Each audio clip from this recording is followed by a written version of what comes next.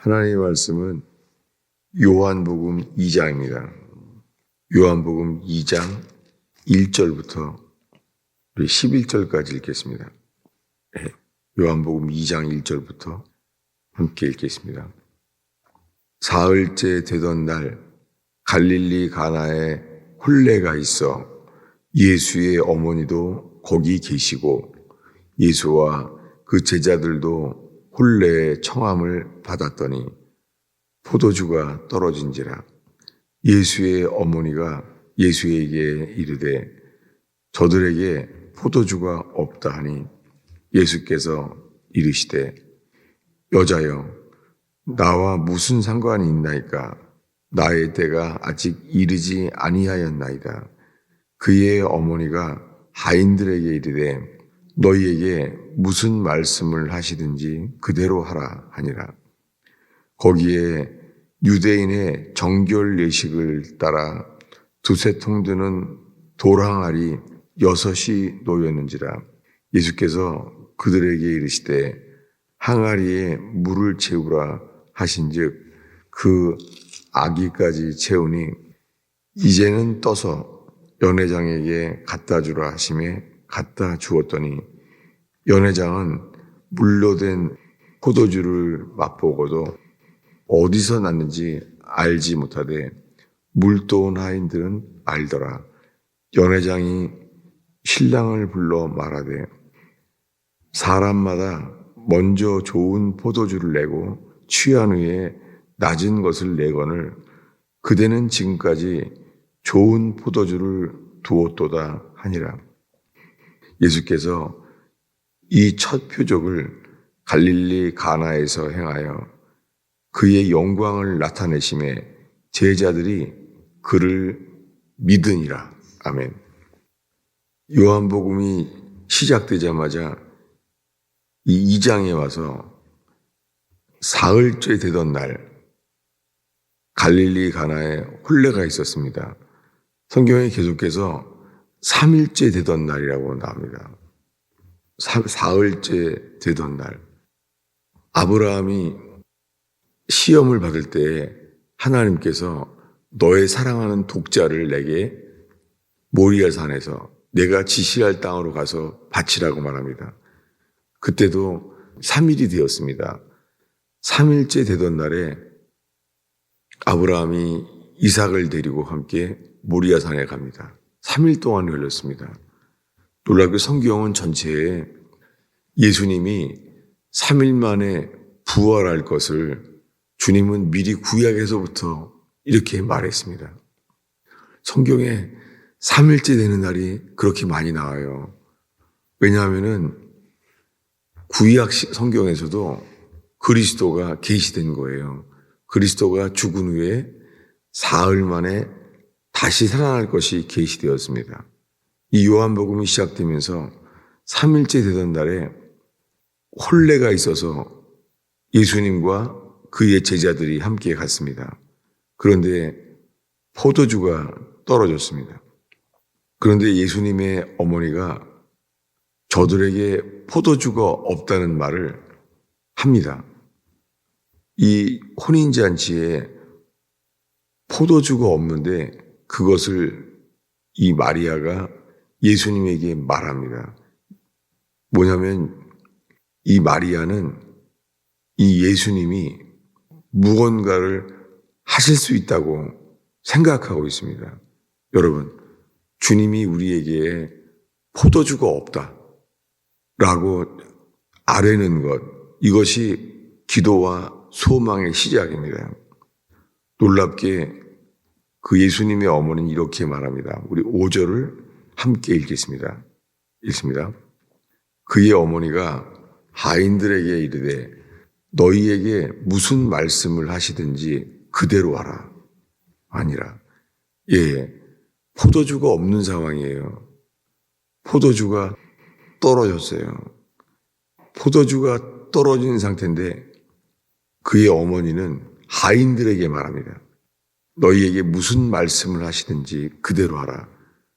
살면서 주님이 이 말씀을 삶에 많이 경험하게 하셨습니다.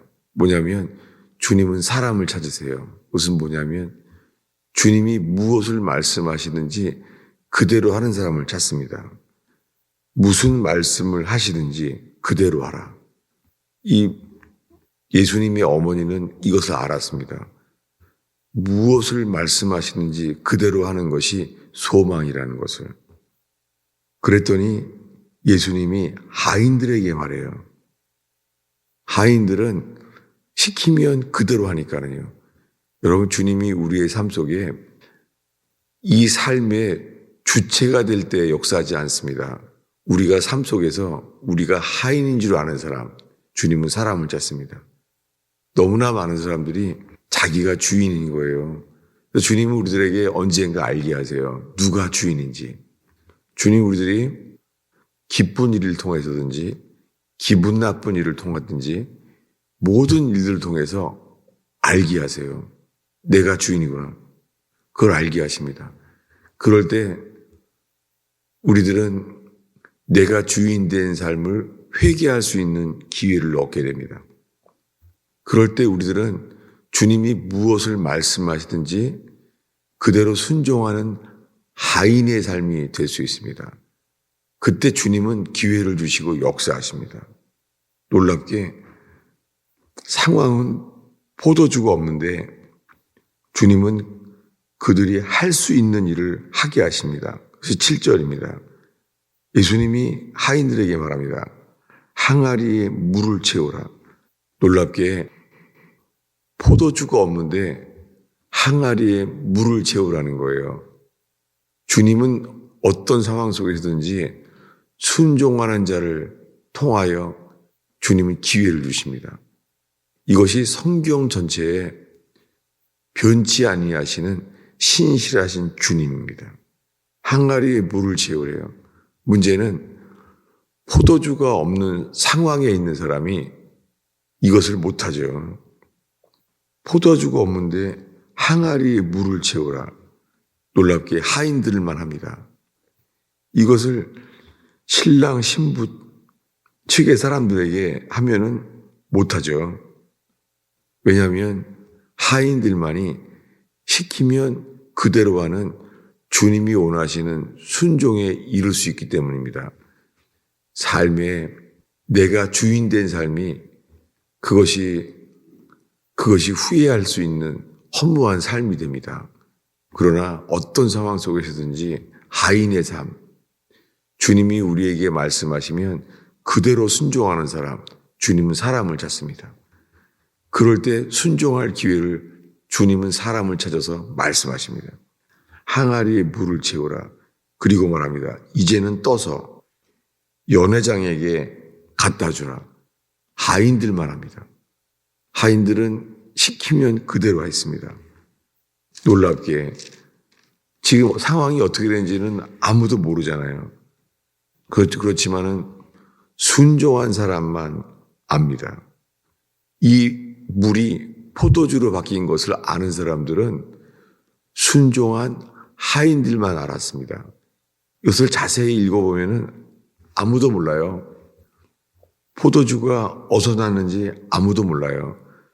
사람들이 놀란 것은 아니 이렇게 좋은 포도주가 먼저 있었구나. 그거에 놀랐습니다. 근데 이 순종한 사람은 압니다. 그래서 이 9절에 가면은 이렇게 말합니다. 물도온 하인들은 알더라. 이렇게 되어 있습니다. 물도온 하인들. 물도온 하인들은 순종한 하인들이죠. 주님을 순종한 사람만 알게 됩니다. 주님은 그렇게 물로 포도주로 바꿨습니다. 이것이 첫 번째 표적이에요. 11절에 예수께서 이 첫 표적을 갈릴리 가나에서 행하여 주의 영광을 나타냈어요. 이것이 예수님이 행하신 첫 표적이에요. 주님의 영광을 나타내셨다는 거예요. 이 가나의 혼인잔치에서 주님이 영광을 나타냈어요. 이 성경에 계속해서 그 영광을 나타냈다는 것. 요한복음 전체가요. 주님이 영광이 나타날 때 주님은 우리들을 구원하십니다. 그의 영광을 나타내시면 어떻게 되죠? 그 앞에 요한복음 1장 14절을 읽겠습니다. 예, 가나의 혼인잔치에서 주님의 영광을 나타낸 것이 무엇인지를 요한이 설명합니다. 14절을 읽겠습니다. 말씀이 육신이 되어 우리 가운데 거하심에 우리가 그의 영광을 보니 아버지의 독생자의 영광이요 은혜와 진리가 충만하더라. 예, 이 가나의 혼인잔치에 물로 포도주를 바뀐 상태가 첫 표적이라는 거예요. 이 첫 표적은 주님의 영광을 나타낸 거예요. 왜 기적이라고 말하지 않고 주님이 자기 영광을 나타냈다는 거예요. 요한복음 전체는 주님의 영광을 나타내신다는 거예요. 예, 오늘 본문에 2장 11절을 복습하겠습니다. 예, 2장 11절을 읽겠습니다.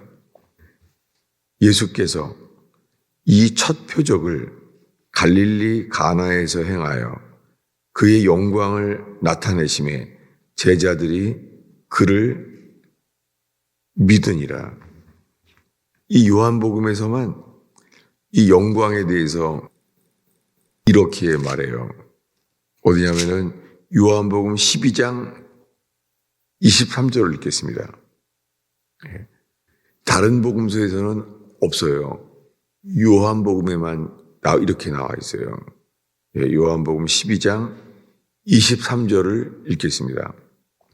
예수께서 대답하여 이르시되 인자가 영광을 얻을 때가 왔도다. 사도 요한은 이것을 기록해 놨습니다. 예수님이 십자가에 죽기 직전에 이렇게 말한 거예요. 예수께서 대답하여 이르시되 인자가 영광을 얻을 때가 왔도다. 십자가에 죽는 순간인데 예수님은 십자가에 못 박혀 죽는 순간을 영광이라고 말했어요. 인자가 영광을 얻을 때가 왔도다. 이 영광을 왜 나타나기로 하셨냐면 보겠습니다. 이 요한복음 3장 14, 15절을 보겠습니다. 요한복음 3장 14절, 15절. 이제 아주 유명한 말씀 앞에 섰습니다.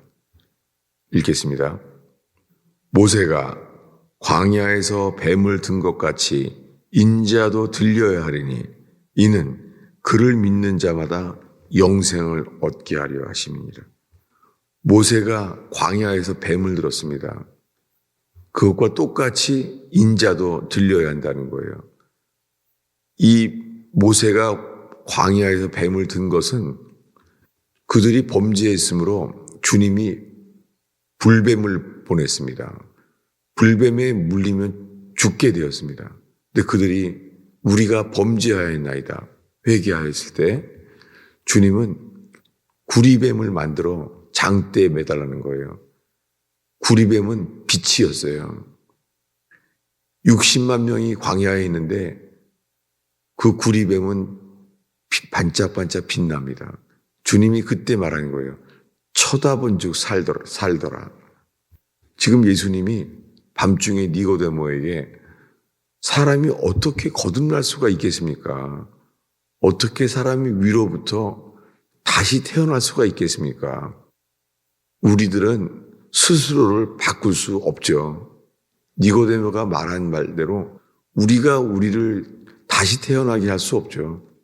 구원은 다시 태어나는 것만이 구원입니다. 사람은 육신으로 태어난 것은 그 열매가 육신이에요. 주님은 이것을 누구든지 알게 하십니다. 우리 속에서 나오는 열매는 육신이에요. 예수님은 육신에서 나오는 것들이 어떤 것인지를 구체적으로 말해놨습니다. 우리는 이런 존재를 알게 하지만 물린 자마다 우리는 인생이 불뱀에 물린 자들이구나. 그래서 죽어야 됩니다. 주님은 마땅히 죽어야 될 자를 살게 하시는 거예요. 인자도 들려야 하리라. 인자가 들릴 때 비춰지는 것이 영광이에요. 이 영광이 비춰지면 주님은 그를 믿는 자마다 영생을 얻게 하리 하십니다. 민수기엔 이렇게 돼 있죠. 쳐다보는 자마다 살더라. 여러분, 우리가 이 시간에 우리의 상황을 보지 아니하고 십자가에 못 박히신 주님만을 바라보는 참 예배되기를 바랍니다. 주님은 사람을 찾습니다. 상황을 보지 아니하고 못 박히신 주님만을 바라보는 거예요. 그럴 때 주님은 우리에게 미리 말씀하셨어요. 오늘의 마지막 구절입니다. 요한복음 2장 19절입니다. 우리 2장 19절을 한 목소리로 읽겠습니다. 예수께서 대답하여 이르시되 너희가 이 성전을 헐라 내가 사흘 동안에 일으키리라. 예, 이것이 영광입니다. 예수님이 이렇게 말합니다. 이 성전을 헐어라. 예수님은 자기 육체, 이것을 성전이라고 부릅니다. 그러면 3일에, 제3일에 내가 일으키리라. 그 영광은 부활이었습니다. 사망 권세를 이기시고 예수님이 십자가에 죽었다가 3일 만에 부활할 것을 이렇게 표현했습니다. 이 성전을 헐라 내가 제3일에 3일 동안에 일으키리라. 여러분, 주님은 예수와 함께 죽는 자들을 반드시 다시 살게 하십니다. 이것이 구원입니다. 육신은 육신이에요. 우리 힘으로는 할 수 없습니다. 그러나 사람은 할 수 없으되 하나님으로서는 할 수 있느니라. 이것이 가나의 첫 표적이었습니다. 그렇게 주님은 자기의 영광을 나타내셨습니다. 기도하겠습니다.